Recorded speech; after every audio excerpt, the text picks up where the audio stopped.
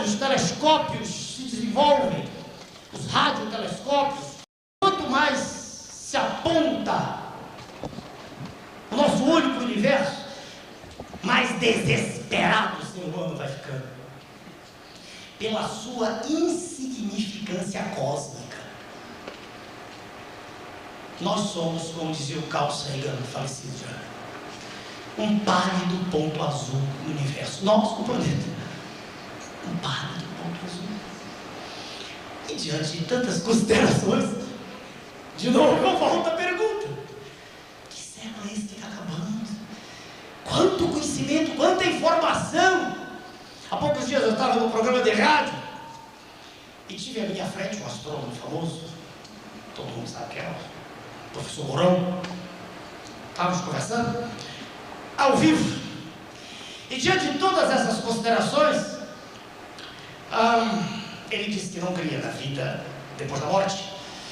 Ele disse, ao vivo: eu creio na vida por aí espalhada no cosmos, eu também creio, mas creio que quando a gente morre não sobra nada. E aí eu retruquei. Nós éramos 4 pessoas, um monge beneditino, um pastor protestante, eu como médico e o professor Mourão astrônomo. Eu respeito a sua opinião, eu respeito a opinião de qualquer ser humano, mas eu discordo do senhor. Quando eu olho para um cromossomo humano, um cromossomo, um nosso, ele tem 5 bilhões de nucleotídeos. Todo mundo aqui é médico, todo mundo sabe que os nucleotídeos são feitos de uma base nitrogenada, de um radical fosfato e de um açúcar, ribose dos óxidos. Todo mundo sabe. 5 bilhões. Acontece que cada nucleotídeo tem entrelaçado dele, lá dentro dele, as bases: adenina, citosina, guanina e timina. Então o senhor pode dizer que o cromossomo humano, 5 vezes 4, trabalha com 20 bilhões de unidades de informação, bits, né? Bits. É possível provar, e os senhores, depois de 4 meses de ouvir, creio que acreditam em mim, é possível provar que uma letra de qualquer alfabeto, ela pode ser identificada com 6 bits, qualquer letra. Ora, se eu estou falando do nosso cromossomo humano, um cromossomo humano, se ele tem 5 bilhões de nucleotídeos, 20 bilhões de bits, se eu agora quiser transformar isso em letras, quer dizer, o que está escrito no cromossomo meu, de qualquer um de nós? Se eu divide 20 por 6, certo? 6 bits cada letra, vai dar 3 de uma fração, 3 bilhões de letras. Vamos ver o que é isso? Tem tempo aí. 3 bilhões de letras. Uma palavra nas línguas que nós conhecemos, nossas línguas atuais, né? A gente conhece que a gente vê. Eu não tenho a felicidade do meu amigo do lado que fala 6, 7 línguas, mas está tudo comum: inglês, francês, italiano, castelhano. Uma palavra tem em média 6 letras. 6 letras. Tudo que eu estou falando é do cromossomo nosso.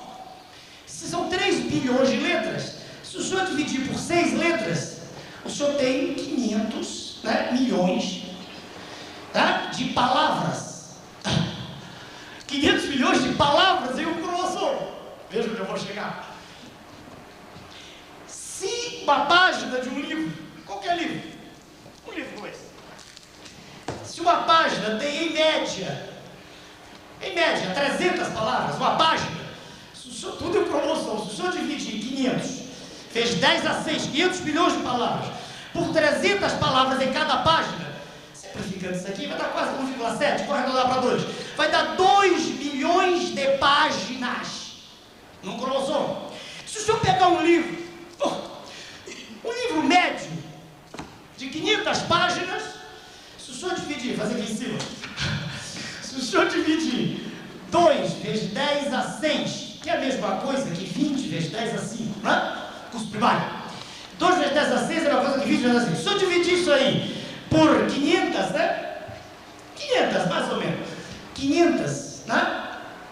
Se eu... 2 milhões, voltando para eu não errar.